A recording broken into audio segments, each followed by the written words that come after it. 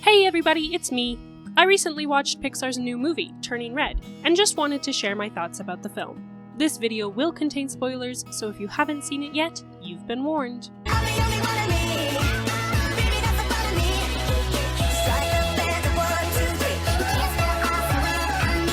To start off, Turning Red is a story about puberty, sexuality. These are themes that have been rather taboo in kids' media for a long time, so it's cool to see them being tackled now.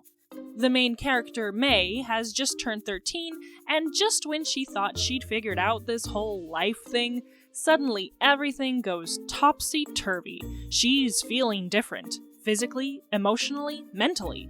And all this new craziness creates some serious tension between her and her mother, which brings in another theme of the movie, our relationship with our parents during this tumultuous time.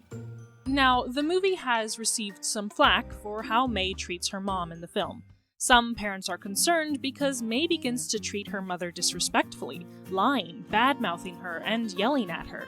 And the narrative does not wholly frame this behavior in a negative light. But even so, I feel the criticisms are a bit overblown. I remember being that age, and I think the creators captured the tension between May and her mother quite well. It can get ugly sometimes. And yes, May's behavior isn't necessarily frowned upon by the narrative, but it also is not demonizing her mother. This isn't one of those kids right, parents wrong stories. It's a story about respect being a two-way street. May comes to realize that her mother really loves her, and her missteps are just a part of her being human too. May doesn't end the movie shunning her parents and everything about them. It's just that a new balance has been struck. I think part of the backlash against the film can be attributed to the way preceding generations tend to frown on each new generation's rebel phase. In reality, the rebel phase is just a natural, even healthy part of the transition into adulthood and independence. This stage of life leads to more intimate self-discovery and deeper social exploration. Is it a difficult stage? Of course! Children are most often just starting to truly understand themselves, who they are, where they fit, while parents must come to grips with the fact that their relationship with their child is about to drastically change. But it is a parent's responsibility to encourage this self-discovery and exploration, within reason, of course, and create a safe and loving environment where their teen can feel comfortable enough to share their discoveries. Speaking of feeling comfortable, as I mulled the movie over after watching it, something was bothering me. The movie uses May's transformation into the red panda as a metaphor for the change happening inside May. In a sense, a new person is emerging, and she has to figure out who that person is and learn to embrace them as a part of who she is. And in and of itself, the metaphor is fine. But then the plot happens, and the metaphor creates some problems. Before I talk about what that is, I want to clarify a few things. First, I myself enjoy using metaphors, and so I know that there is no such thing as a perfect metaphor. No matter what, a metaphor will always break down under scrutiny. They are simply meant to help explain concepts through figurative comparison. That being said, not all metaphors are created equal. Sometimes the metaphor you choose and how you present it in context can end up steering a conversation in the wrong direction. Second, I understand that in the context of telling stories with the intention of sending a message, there is a difficult balance to strike. If the story only serves to preach your message at people, it's not going to be a very good story. The creators of Turning Red, as storytellers, made the right choice by focusing on telling a good story, wherein the metaphor is literal, rather than rigidly preaching a message. However, the downside to not focusing on the message is that they ended up overlooking a secondary message in their story. Here on our channel, we try to call out content that sends problematic messages, especially when it's in media aimed at kids. We understand that it was an unintentional message, but it's there nonetheless, and we want creators to be more aware of these things so that such problems can hopefully be avoided in the future. So, what is the problem I saw in Turning Red? Well, I first felt a twinge of discomfort when, in the school bathroom, May's friend Abby pressures her into transforming so that Abby can indulge in snuzzling into her body like one would with a pet. It didn't feel right to me that her friend would treat her that way, but it was never addressed.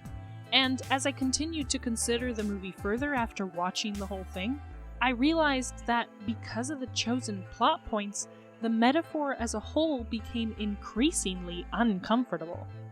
At the time that Abby begs to snuzzle May, the girls are in a pickle. They have a plan to attend a concert behind their parents' backs, but they don't have the funds to pay for the tickets. But when May transforms for Abby, her panda form ends up being discovered by other classmates. May realizes that her physical change has suddenly made her very popular, and this is when the girls get an idea of how to raise the money they need. May, a 13-year-old girl looking to make a quick buck, decides to allow others to make demands of her changed body in return for cash. She lets them get pleasure out of touching, hugging, and snuggling her. She lets them take pictures and videos of her with them. It doesn't help that May's clothes disappear when she transforms. Clothes on anthropomorphic animals is the norm in kids' media, as is the clothes that magically grow and shrink trope.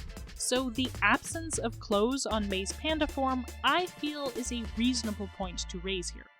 Later on, when the girls are still just a little short of their goal and desperate for the funds, a boy comes and blackmails her, threatens to tell her mother about what she's doing if she won't do what he wants. Then he hires her to be the entertainment at his party, $200 for 1 hour. But when she finally arrives, she doesn't want to do it anymore, and he gets angry, treating her like a business commodity rather than a person. Due to both external pressure and internal desire, she quickly consents. And as the party continues, this boy starts to demand that he be allowed to ride her as much as he wants. When she again sets a boundary, he once more verbally mistreats her, acting like he owns her because he's paying for her. This time, she won't take it, and she physically fights back. Now, in her animal form, she is bigger and stronger with sharp claws and teeth, so that can be considered a fair factor in what comes next, but ultimately her fighting back is framed as negative behavior. She receives consequences while the boy is defended because the party was just supposed to be some harmless fun. At the end of the movie, her mother makes a comment about her going out like that, a clear parallel to parents questioning a child's clothing choices, typically due to it being potentially perceived as a sexual invitation. May responds with, "My panda, my choice," a very obvious parody of "My body, my choice." And this is where I really start to wonder about the message being sent here. The panda is partly a metaphor for burgeoning sexuality, and after everything that the plot presented, what essentially boils down to a 13-year-old selling her body for spending money, now May uses a phrase which has been almost exclusively used in correlation with the topic of whether or not to terminate a pregnancy. And personally, that makes me very uncomfortable. Part of what irks me about this whole scenario is that it's something that is happening in real life. One of the terms used is compensated dating.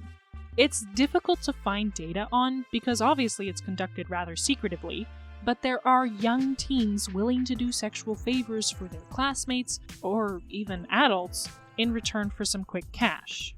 And this movie, unintentionally though it may be, is putting this idea out there for underage kids to consider, and it's framing it in a positive light.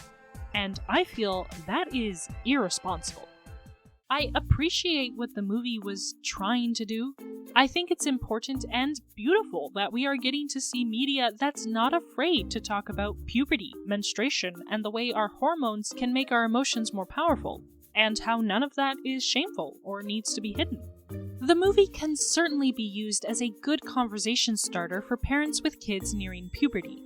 Aside from the obvious information you can pass on, you can discuss ways to foster open and respectful communication, even when our emotions are raging.